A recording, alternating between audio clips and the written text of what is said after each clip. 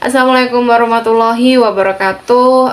Sebelumnya perkenalkan, nama saya Salman Nuraini, NIM 4303023000. Di sini saya akan mengerjakan tugas yang diberikan dari Bapak Gus Hirmawan, yaitu dosen kami di Fakultas Dakwah UIN Salatiga di mata kuliah Retorika Dakwah.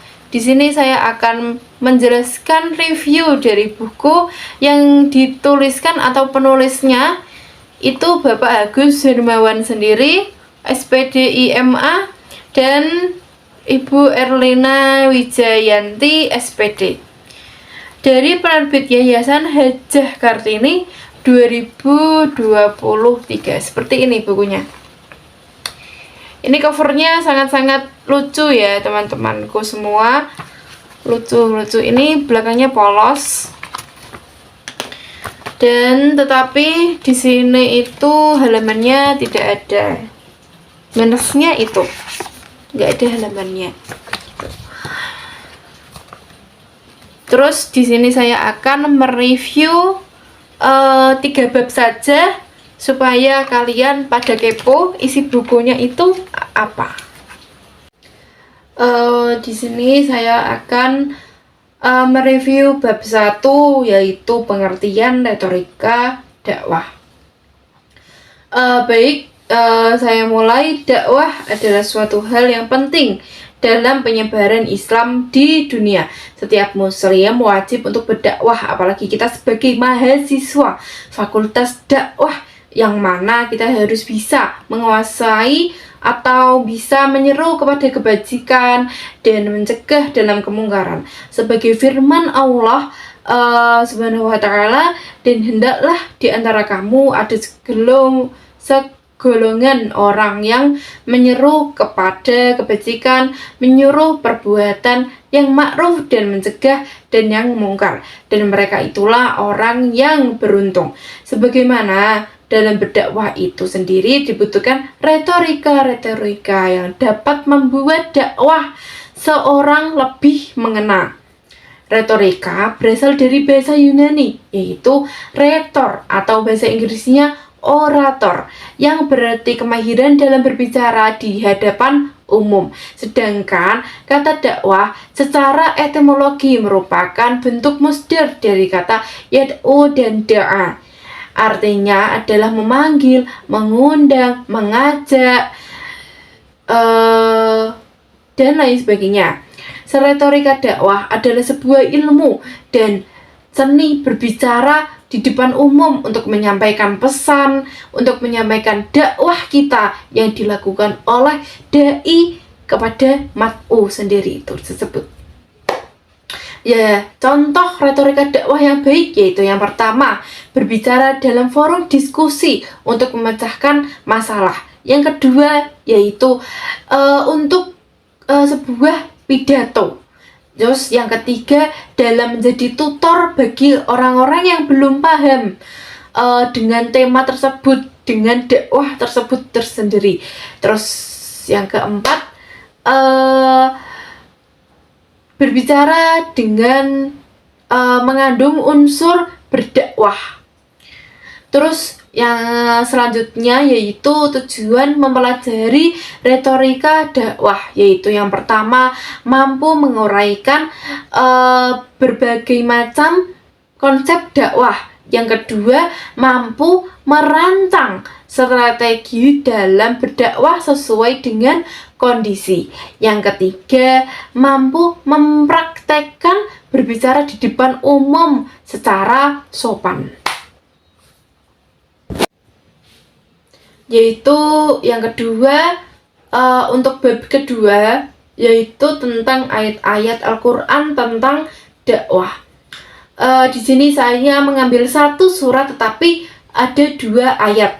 Yang pertama yaitu surat Ali Imran ayat 104, yang artinya, dan hendaklah ada di antara kamu segerombolan umat yang menyeru kepada kebajikan, menyuruh kepada yang ma'ruf dan mencegah dari yang mungkar. Merekalah orang-orang yang beruntung. Pada ayat ini diperintahkan dengan tegas menyeru kepada kebajikan, menyuruh kepada yang ma'ruf dan mencegah dari yang mungkar. Dengan demikian, umat Islam akan terpelihara dari perpecahan. Yang kedua yaitu surat Ali Imran ayat 110. Serulah manusia kepada jalan Tuhanmu dengan hikmah dan pelajaran yang baik, dan bertahanlah mereka dengan cara yang baik.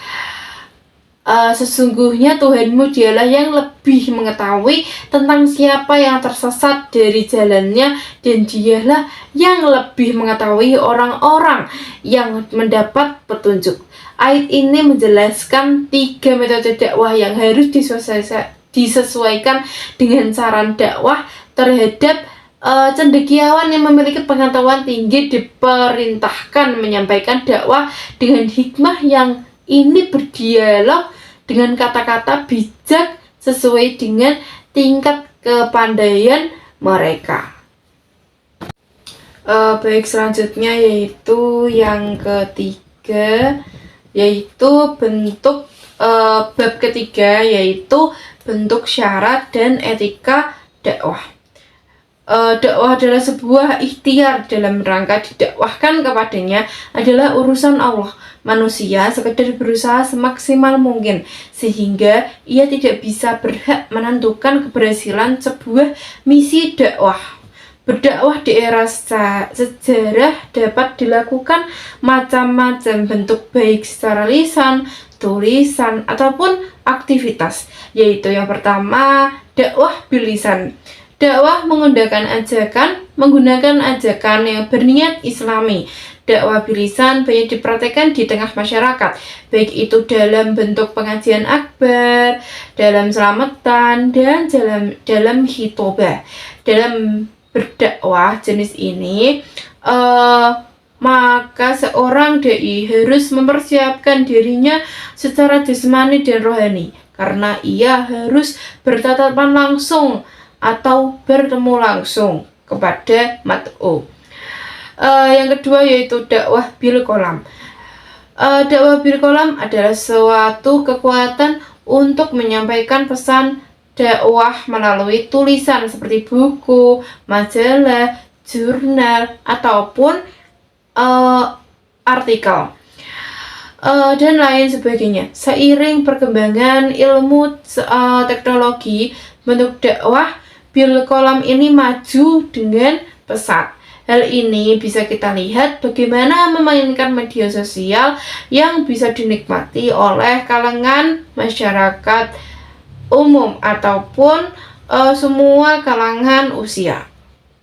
Yang ketiga yaitu dakwah bil hal, yaitu bentuk ajakan kepada Islam dengan bentuk amal kerja nyata, baik yang sifatnya mendirikan lembaga pendidikan, penyantunan masyarakat, dan lain sebagainya. Bentuk dakwah ini memberikan kesempatan bagi para dai untuk tidak pintar untuk tahu saja, tetapi lebih penting memberikan uswatun hasanah. Selanjutnya yaitu syarat untuk berdakwah, yaitu yang pertama udah balik atau akil balik, yang kedua memiliki ilmu agama yang akhlaknya baik, yang ketiga panggilan hati dan tekad dari hati, tekad yang kuat.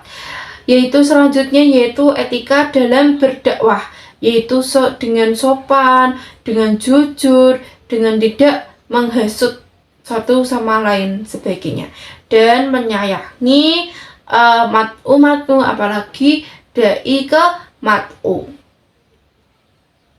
Baik, itulah review dari saya. Cuman ada 3 bab. Yang lain silahkan membaca sendiri dan membeli buku ini. Baik, terima kasih. Sekian dari saya. Mohon maaf jika ada kekurangan. Terima kasih. Wassalamualaikum warahmatullahi wabarakatuh. Dadah.